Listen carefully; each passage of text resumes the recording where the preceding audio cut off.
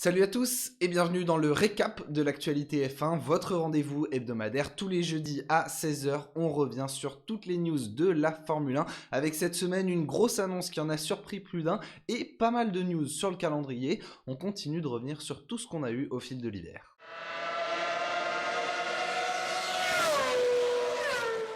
La première info, et alors celle-là, je pense que personne ne l'avait vu venir. Si vous l'aviez vu, jouez au loto, tout simplement, c'est le meilleur conseil que je peux vous donner, parce que pour avoir vu que James Vowles allait devenir le nouveau team principal de chez Williams, il fallait avoir des sacrés dons de voyance. Clairement, James Vowles, alors vous le connaissez forcément. Si jamais vous ne croyez pas le connaître, c'est le fameux James derrière le... Valtteri, it's James. C'était le directeur de la stratégie de la firme à l'étoile qui a connu de très nombreux succès pendant de très nombreuses saisons. Mercedes a été réputé comme étant l'écurie qui faisait les meilleures stratégies. Parmi ses coups d'éclat, on retiendra par exemple la Hongrie en 2019 où il avait fait faire un arrêt supplémentaire à Lewis Hamilton pour lui permettre de revenir sur Max Verstappen dans les tout derniers tours du Grand Prix et également lui donner la capacité de dépasser en piste. Ça a été clairement un stratège hors pair, reconnu comme l'un des meilleurs au sein de tout le paddock, mais maintenant la question est de savoir est-ce qu'il pourra s'affirmer comme un bon patron d'écurie. Il y en a qui ont déjà fait la passerelle, c'était le cas de Ross Brawn à l'époque, mais dans le monde impitoyable de la Formule 1 et encore plus aujourd'hui avec toute la pression médiatique qui l'entoure, c'est en tout cas une tâche qui sera très compliquée à assumer dans l'écurie qui a terminé malgré tout dernière du classement constructeur l'année dernière. Même s'il y a une grande histoire, il y a fort à faire chez Williams. Et on surveillera ce que James Vowles donnera à la tête de Williams, qu'il rejoindra officiellement le 20 février. En tout cas, tous ses anciens collègues chez Mercedes ont salué une promotion méritée pour clairement un des grands personnages de la F1 moderne. En tout cas, lui assure, même si on le sait qu'il y a déjà de gros liens entre Mercedes et Williams, notamment les Williams sont équipés d'un moteur Mercedes, que l'écurie ne deviendra pas justement une petite flèche d'argent, mais qu'elle restera bien dans son ADN d'être une écurie indépendante, une écurie historique de l'histoire de la Formule 1, dont on espère qu'il pourra la ramener vers les sommets.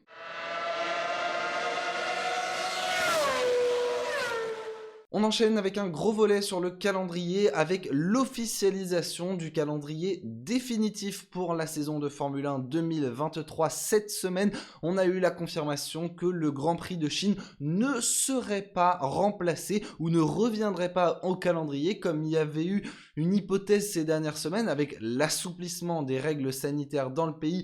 Finalement, certains imaginaient que le Grand Prix pourrait avoir lieu. Ce ne sera pas le cas, il est bien annulé, mais surtout, il n'est pas remplacé. Les quelques candidats qu'il pouvait y avoir, on avait notamment nommé Portimao, semblerait-il, n'ont pas convaincu la Formule 1 et la FIA, et donc le calendrier se maintiendra à seulement 23 courses, seulement, ça reste quand même un record, avec par contre, il faut le noter, une pause très importante de 3 week-ends de course sans Grand Prix dès le mois d'avril. Après les 3 premières manches et l'Australie le 2 avril, on n'aura pas de course jusqu'à l'Azerbaïdjan le 30 avril.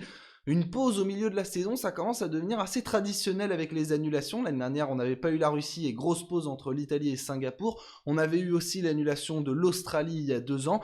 Bref, ça commence à devenir un classique au calendrier.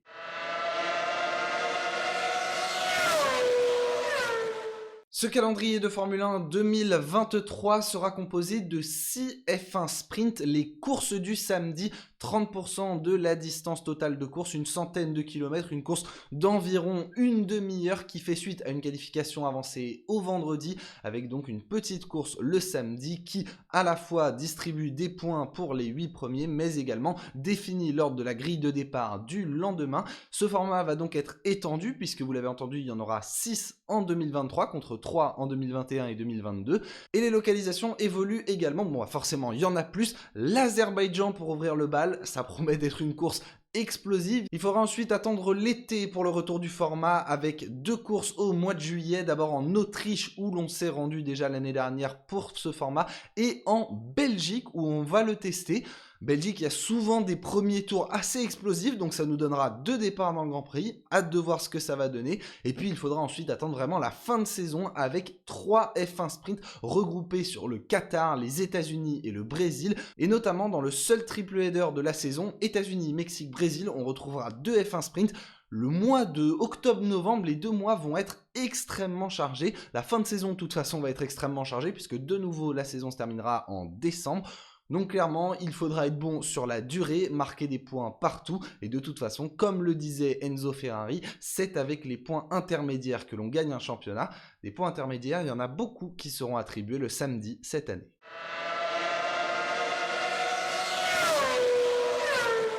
Deux prolongations au calendrier de la Formule 1, une prolongation qui était un petit peu en doute, celle du Grand Prix des Pays-Bas qui a fait son retour au calendrier de la Formule 1 en 2021. 2 éditions qui ont ravi les fans locaux, qui avaient rempli, et plus que rempli, même les tribunes du circuit de Zandvoort pour accueillir le héros national Max Verstappen, qui sera suppléé d'ailleurs par un deuxième néerlandais. Cette année, ce sera Nick De Vries au volant de l'Alpha Tauri. En tout cas, on aura le droit au Grand Prix des Pays-Bas jusqu'en 2025. Pour un Grand Prix menacé, c'est quand même plutôt bon signe. Une prolongation pluriannuelle, ça fait toujours plaisir et c'est pas donné à tout le monde. On avait vu par exemple l'année dernière que la Belgique n'avait obtenu un bail que d'une seule saison. Donc c'est déjà pas mal pour le Grand Prix des Pays-Bas. En revanche, pour ce qui est de l'Australie, il semblerait que l'on se soit aligné sur les propositions, notamment des pays du Moyen-Orient comme Bahreïn ou l'Arabie Saoudite, pour aller décrocher un contrat, mais extrêmement long, puisque l'Australie sera au calendrier de la Formule 1 jusqu'en 2037. Oui, 2037. Cela fera 36 ans que Fernando Alonso aura commencé sa carrière en Formule 1. On n'imagine pas qu'il sera à la retraite, a priori il sera en train de tenter encore un nouveau pari dans une nouvelle équipe, mais en tout cas on aura toujours le droit au Grand Prix d'Australie pendant encore 15 saisons au calendrier de la Formule 1. La traditionnelle manche du matin, la course est à 7h. Attention, cette année, les qualifications devraient même être programmées à 6h pour éviter qu'il y ait trop de soleil couchant pour brouiller la vision des pilotes. En tout cas, clairement, c'est un Grand Prix très particulier, mais qui a son charme et qui a notamment été réputé pour être la manche d'ouverture pendant un certain temps du championnat du monde de Formule 1. Et bien, dans ce nouveau contrat, il est stipulé qu'elle le sera au moins à 4 reprises, donc d'ici à 2037, on aura 4 fois Melbourne pour démarrer la saison de Formule 1.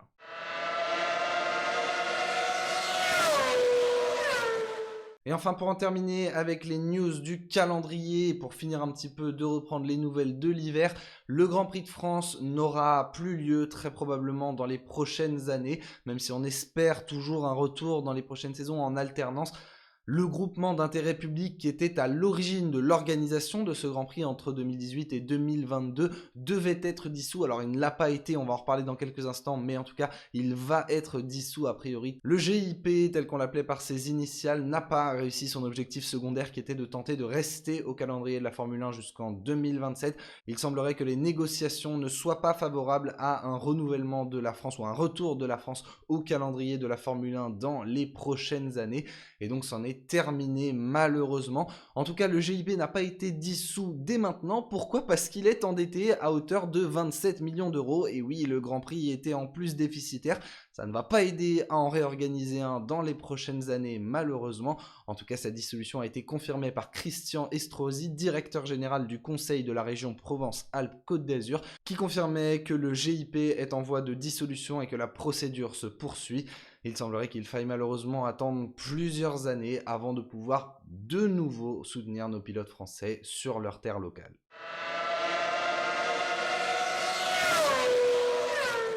Le projet de la F1 Academy continue de se mettre en place. Alors si vous ne savez pas du tout ce qu'est la F1 Academy, j'en ai parlé dans une vidéo en fin d'année dernière que je vous mets en fiche normalement par ici. Je vous invite en tout cas à aller la voir si vous en avez l'occasion. En tout cas, c'est une nouvelle catégorie d'accession à la Formule 1 et à la monoplace pour les jeunes femmes qui se veut être un projet sérieux après les difficultés rencontrées par la W Series. Et pour cela, la Formule 1 a décidé de s'entourer des meilleurs tout simplement en recrutant ou en tout cas en faisant venir 5 écuries engagées à la fois en Formule 2 et en Formule 3, donc des écuries qui connaissent très bien la monoplace et les formules de promotion, et des grands noms, vous allez le voir, puisque l'on retrouve Art, Campos, Carlin, MP Motorsport et Prema. On est clairement sur 5 des plus grandes équipes de formules de promotion. Bon, en tout cas, ce ne sont peut-être pas les plus grandes, il en manque forcément une ou deux à l'image de Dams, mais en tout cas, ce sont des structures bien établies en sport automobile et qui savent comment faire fonctionner une écurie pendant une saison complète et même plus, puisqu'elles se sont toutes engagées à fournir 3 monoplaces par saison jusqu'en 2025, donc pour un championnat qui comportera 15 jeunes femmes qui s'affronteront pour essayer de montrer qu'elles sont les meilleures et qu'elles ont leur place derrière justement en Formule 3 et en Formule 2. Cette formule de promotion devrait être lancée dès cette année, on a donc vraiment hâte de voir ce que ça va donner et si ça permettra cette fois dans les faits à ces jeunes femmes de progresser dans la hiérarchie du sport automobile.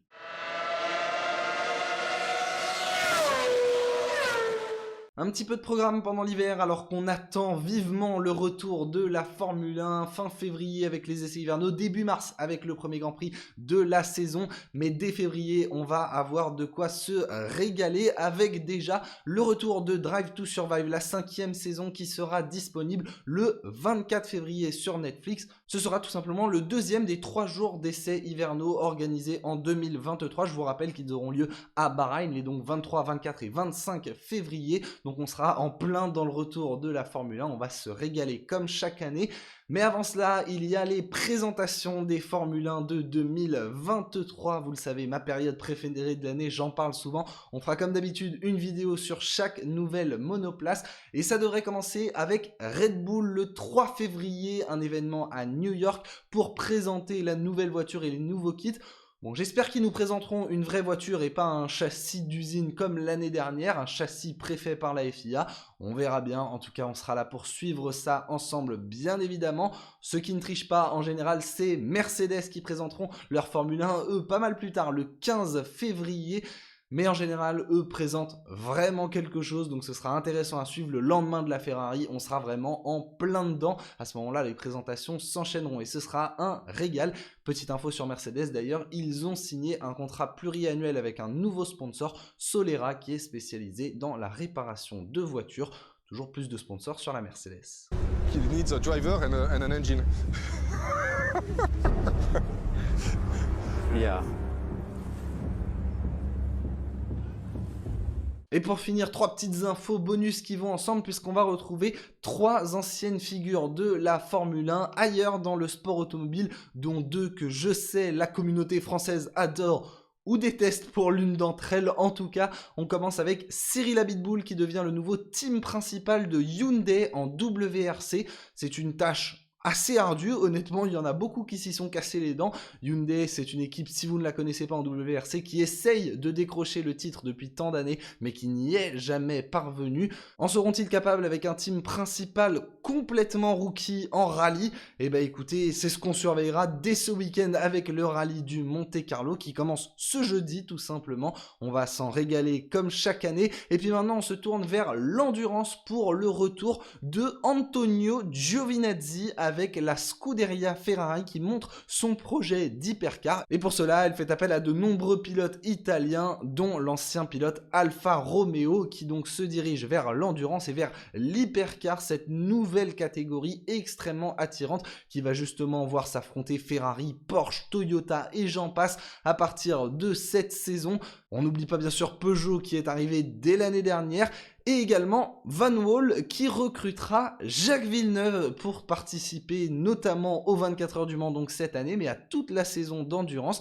Le pilote canadien connu de toute la communauté française pour ses commentaires acerbes sur les pilotes de Formule 1 fait son retour dans le sport automobile à 51 ans. Sur ce, eh bien écoutez, merci à tous d'avoir regardé cette vidéo, j'espère qu'elle vous aura plu. N'hésitez pas à vous abonner à cette chaîne, c'est le meilleur soutien que vous pouvez lui apporter.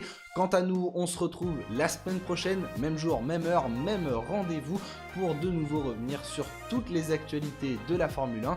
D'ici là, portez-vous bien, c'est le plus important. Et sur ce, moi je vous dis à la prochaine. Ciao, ciao!